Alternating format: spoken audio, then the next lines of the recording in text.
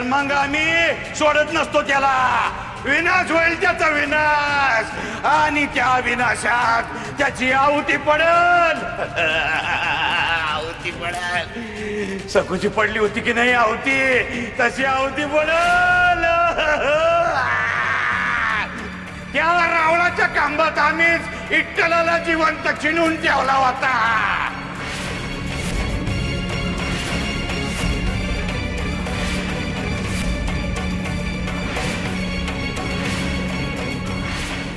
मी सर्वशक्तिमान आहे. मी संध्याला समूहित केलं होतं.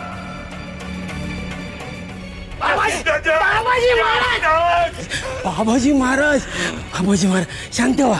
हे घ्या, हे घ्या. अहो काय करताय काय? स्वतःचा भिंग फोडताय. अशानं समजा पितळ उघडं पडणार जागच्या जागी. शांत व्हा, शांत व्हा.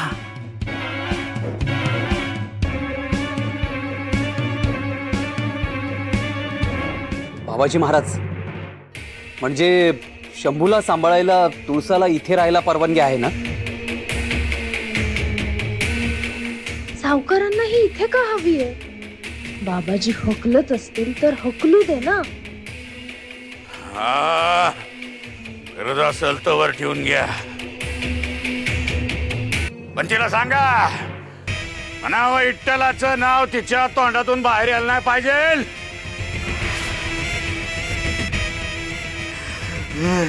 जय जिंक्रोबा, जय जिंक्रोबा.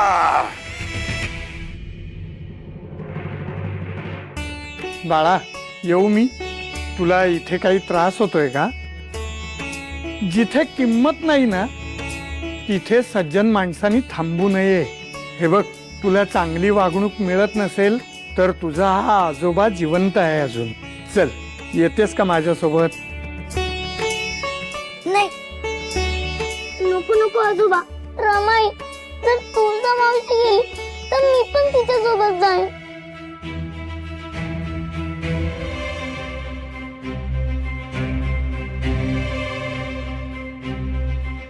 शंभू बाळ, जोवर तुमची आजी मला जा म्हणत नाही तोवर मी कुठेही जाणार नाही. बरं, तुम्ही अजिबात घाबरू नका. ठीक आहे, राहा, पण काळजी घे. तू निराधार नाहीस. मी तुझ्या सोबत आहे हे लक्षात ठेव बाळा. सुखी राहा. पांडुरंग हरी, पांडुरंग हरी.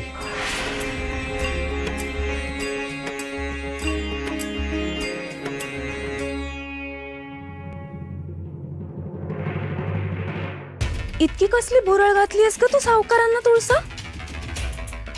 सगळ्यांशी आणि माझ्याशी नेहमी तुसडेपणाने बोलणारे सावकार आज महाराजांकडे तुझी बाजू घेतात. पण मी आहे ना, नाही तुला धक्के मारून ह्या घरातून बाहेर काढलं ना तर नावाची माणिक नाही मी. विठुराया, त्या वारकरी आजोबांच्या रूपात तूच आलेलास ना? का तू त्यांना पाठवलं होतंस ते काही मला माहित नाही, पण बाहेर जे काही घडलं ना त्याच्या मागे तूच आहेस हे मला नक्की ठाऊक आहे. मी तुझी कशी उतराई होऊ रे? कोणाशी बोलतेस ग?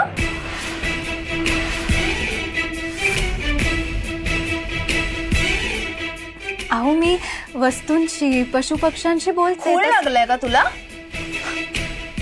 असं कोण बोलत? आणि या अशा खोलीत राहतेस तू? शी, घाण कुबट खोली आहे ही. पण तुझ्यासारख्या दासीसाठी योग्यच आहे म्हणा. ही ती होती ना, अगं ती ग भिक्कारडी सखू, दुर्दैवाने सावकारांची पहिली बायको. ही पण ह्याच खोलीत राहायची. बायको कसली मुलं खाणारी हडळ होती, हडळ. नशीब सावकार तिच्या तावडीतून सुटले. माझ्याही आयुष्यावर अमंगळ सावली होतीच तिची. ती गेली आणि श्वास टाकला तेवढ्यात तू आलीस सावकारांवर डोळा ठेवून कडमडायला. आता तुला सुद्धा घालवावं लागेल. कारण काय आहे ना, हे जे काय तू साधी भोळी गरीब बिचारी दाखवतेस ना, तशी नाही आहेस तू. नाही, हे इतर कोणी नसलं ना तरी मी बरोबर ओळखलंय. आणि काय गे, तू अडचणीत असताना अचानक तो थेरडा कसा काय आला तुला वाचवायला? हे माझं बारीक लक्ष आहे ना तुझ्यावर. सावकारांच्या सतत जवळ जवळ फिरायचं नाही हा. सावकारांना सुद्धा सावध करणारच आहे मी. पण जर का माझ्या वाटेत आडवी आलीस ना तर उपटून फेकून दे ना तुला. हेच सांगायला आले होते मी. आणि हा, आणखीन एक गोष्ट, सावकारांची बायको मी आहे हे विसरायचं नाही. पायरी सोडायची नाही.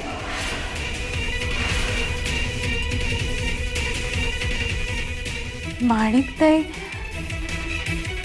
मला घाबरवत होती का ती स्वतः घाबरली होती? महाराज, आपल्यासाठी खास नजराणा आणलाय. माणिकची सोयरीक झाली की अजून देईन. घ्या ना महाराज. दूर हटवा माझ्यापासून ते, दूर. अरे हे सोनं नाणं दाखवून कोणाचे डोळे दिपवायला बघतोयस तू? हा, आमच्यासारखी आहे का मोठ्या साधकाची? काय रे, आम्हाला इकत घ्यायला बघतोयस? आम्ही इकाऊ नाही, कळलं ना? इकाऊ नाही आम्ही. पाप आहे ये, पाप. बैऱ्या, अरे बघतोस काय? अरे दूर नेते आमच्यापासनं, आम्हाला जाऊ बी नकोस ते. जिंगरोबाच्या चरणांशी ठेवते जा.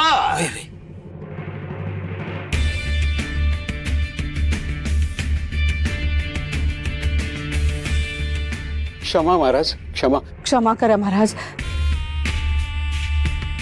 सुभेदार, आम्हाला धन हवंय. धन हवंय आम्हाला, परते भक्तीचं. मोह हाय आम्हाला, परतो निष्ठेचा. एकनिष्ठा आमच्याशी. हा, एकनिष्ठा आमच्यासाठी तोच नजराणा आहे, तोच. बोला, काय काम काढलं? महाराज, आमची लेक माणिक, खूप काळजी वाटते तिच्याबद्दल. खूप जिद्दी आहे, खूप हट्टी आहे ती. अहो, तिचे निर्णय अगदी पक्के असतात, जराही ढळत नाहीत. लहान असताना तिने मनोरमाबाईंच्या दिगूला आपला नवरा मानलं. अहो, त्याचं एक लग्न झालंय, पण बघा ना, इतक्या वर्षांनंतरही एखाद्या पतिव्रतेसारखी माणिक दुसऱ्या कोणाचा विचार करायला तयारच नाहीये. हो ना, आमच्या सगळ्यांची इच्छा आहे की त्या दोघांचं लग्न व्हावं, पण दिगू शेठच तयार नाहीयेत. आणि अशात तिनं त्यांच्याकडे जाऊन राहणं आम्हाला जरा जड जातंय. आता तुम्हीच काहीतरी करा. माणिकवर कृपा करा आणि दिगू शेठ आणि माणिकची सोयरीक होईल असं काहीतरी करा, म्हणजे भरून पावलो. आमची एकुलती एके होती. आमचं हे ऐश्वर्य सगळं तिचंच आहे, तिलाच मिळणार आहे सगळं. फक्त तिच्या मनासारखं होईल असं बघा महाराज, बस. मनासारखं तर आमच्या होणार. तुमचं ऐश्वर्य आमचं होणार. सावकार,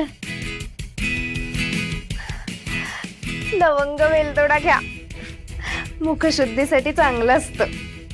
नकोय मला. असं काय करता हो सावकार? मी तुम्हाला इतका जीव लावते आणि तुम्ही मात्र माझ्याशी सतत तुसडेपणाने वागता.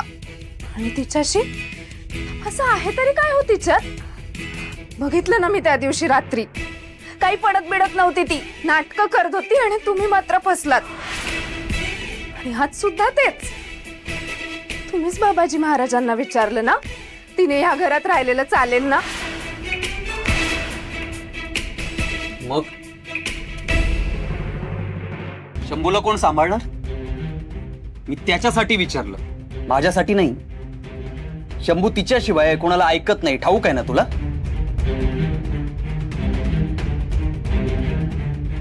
अहो सावकार, अहो तुम्ही ना फारच हळव्या मनाचे आहात हो. कुणाच्याही बोलण्यात येता आणि लगेच विश्वास ठेवता. पण माझी नजर तीक्ष्ण आहे. पुरुषाला जे दिसत नाही ना ते बाईची नजर टिपते. हो म्हणूनच सांगते, त्या तुळसापासनं सावध राहा. अख्खी आतल्या गाठीची धूर्त लब्बाड बाई आहे ती. सतत तुमच्या अवतीभवती पिंगा घालायची संधी हवी असते तिला. तिच्या ना मनात नक्की काहीतरी कट शिजतोय.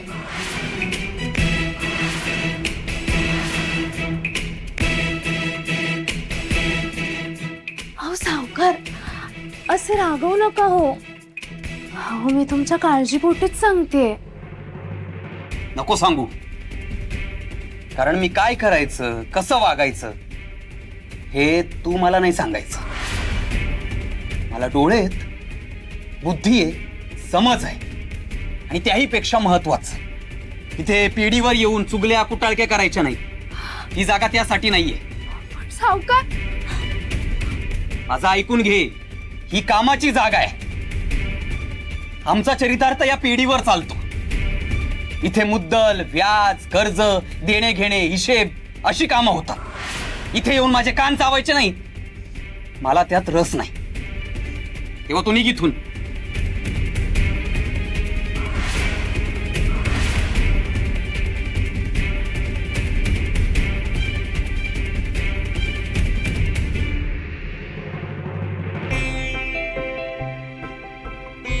काकू, माझं काम आवडतंय ना तुम्हाला? मी चुकले तर कान धरा माझे आणि शिकवा मला. कान कशाला धरू ग? गुणीच आहेस तू, आणि तुझं कामच काय.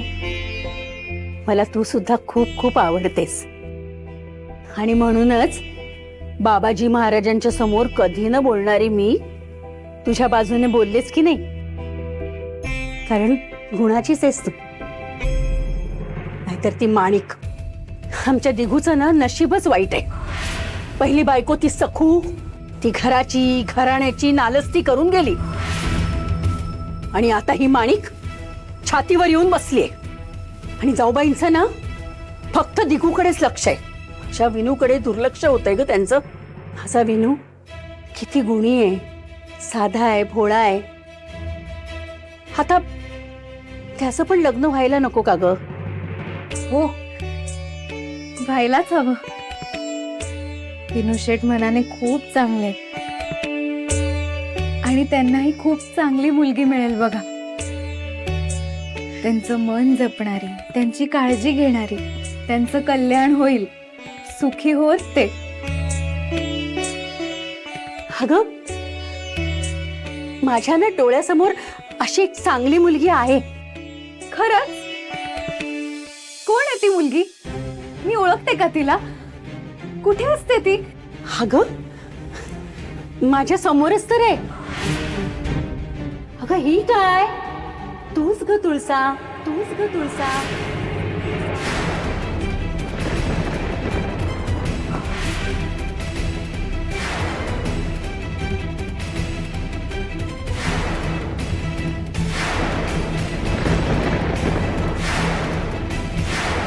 धीराशी लग्न? तुळसा, अगं तू ना माझ्या मनात भरलीयस ग. असं समज की मी माझ्या लेकासाठी तुला मागणी घालते ग. त्याला ना तुझ्यासारखीच बायको हवी. अगदी अगदी गुणी, सालस, साधी, भोळी.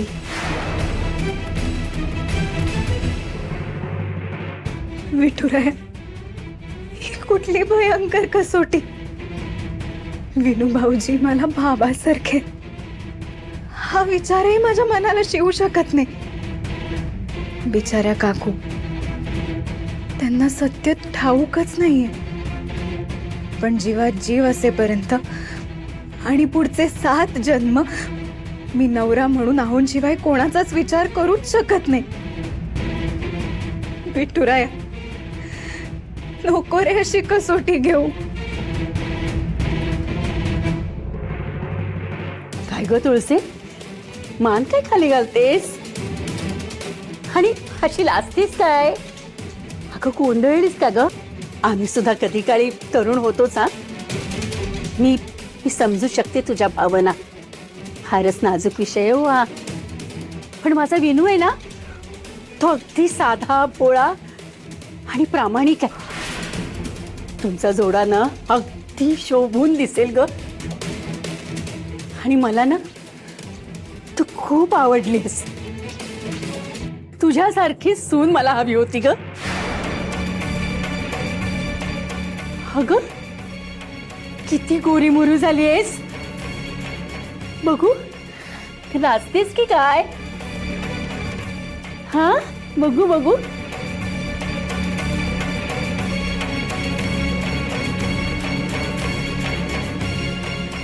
अगं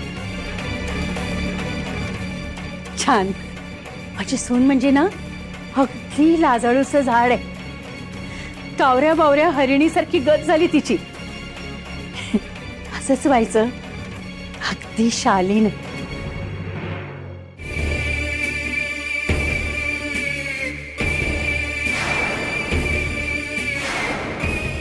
जुळत येत माणिकच्या हस्तरेषा गुप्तधन रेषांशी जुळत येत. आता माणिक आणि दिगूचं लग्न लावीन.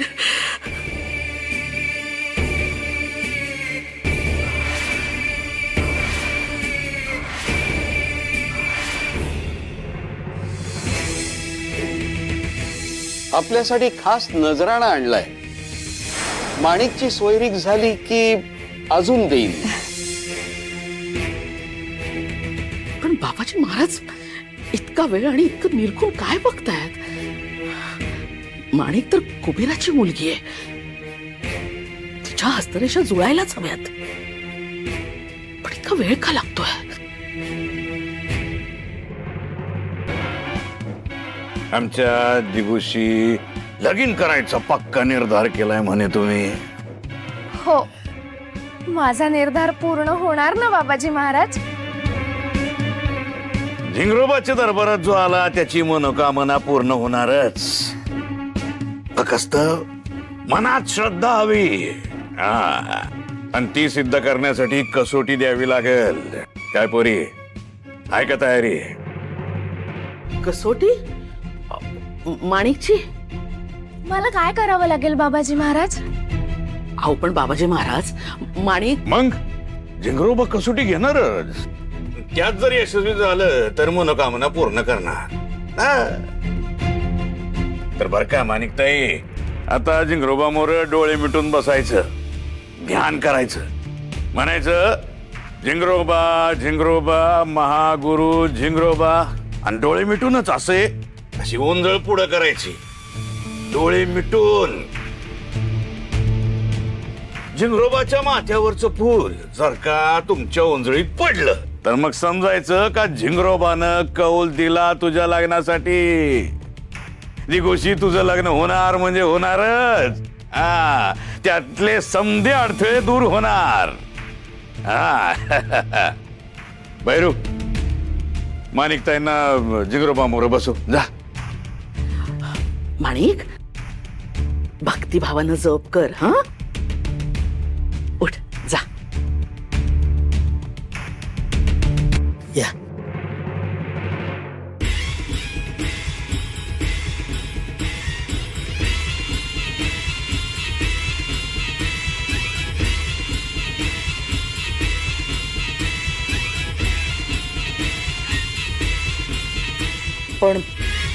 पण फूल नाही पडलं ओंजळीत तर बाबाजी महाराजांच्या मनात नक्की काय चालू आहे? नाही, तिला गुरु झिंगरोबांसमोर बसवलं याचा अर्थ माणिकच्या हस्तरेषा जुळल्या असाच होतो ना. यांच्या चेहऱ्यावरून काहीच थांग लागत नाहीये.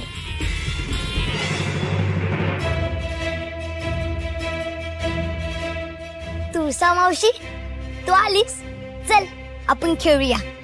अहो शंभू बाळ, खूप कामं पडली आहेत. मी भरभर कामं आटपते आणि मग येते. हा, आटप पटापट. हाच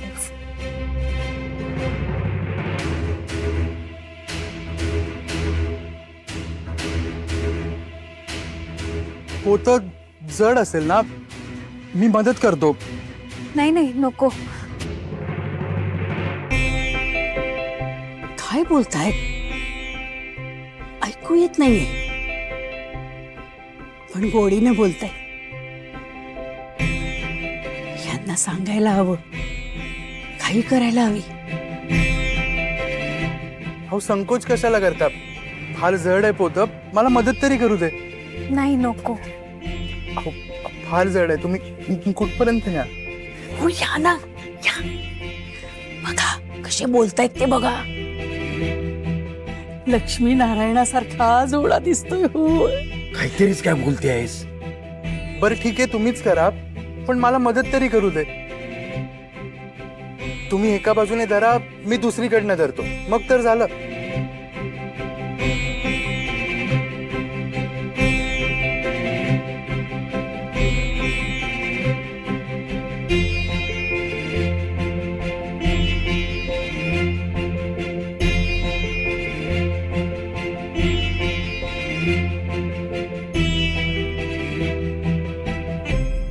अहो अहो हो बघितलं ना, आपला विनू कधी कुणाशी बोलतो का? आणि कोणी त्याच्याशी हसून तरी बोलतं का? नुसते हुकूम सोडत असतात सगळे, आणि तो बिचारा नुसता राबत असतो. हो पण पाहिलं त्या तुळसेच्या मदतीला कसा धावून गेला तो. तिच्याकडे प्रेमाने पाहत होता, आणि ती सुद्धा हसत लाजून त्याच्याशी बोलत होती. हो तू ना नको तिथे ना घाई करत असतेस वच्छे. अगं त्या दोघांना जरा वेळ तरी दे ना, आणि तू लगेच अगदी मागणी घालून मोकळी झालीस. ते मग काय करू? तुमच्यासारखी त्या जाऊबाईंच्या समोर नुसते हाजी हाजी करत राहू? हो ही महामाया ना, ती मोठी धूर्त, कपटी आणि स्वार्थी तर आहेच. स्वतःच तेवढं सगळं नीट करून घेईल, मग आपलं काय? अहो आपल्या तरुण मुलाचं काय? आपला विनू तरुण आहे तेव्हाच त्याच्या लग्नाचं पाहायला हवं ना. आणि आपल्या विनूला ना ही तुळसा पसंत आहे, आणि तुळसाच्या सुद्धा मनात तेच आहे. मी सांगते ना, अहो ती दोघं जेव्हा एकमेकांच्या समोर येतात ना, तेव्हा हसतात आणि बोलतात. आणि ही तुळसा आहे ना, ती लाजते. हो खूप गुणाची हो. कुणाच्या तरी नजरेत भरायची आणि हातची जायची. अगं हो हो हो, जरा धीर धर. महामाया माणिकला घेऊन बाबाजींकडे गेलीये दिगू आणि माणिकच्या लग्नाची परवानगी घ्यायला. आता हे जरा मार्गी लागलं की मग आपल्या विनूचं सुद्धा बघू ना.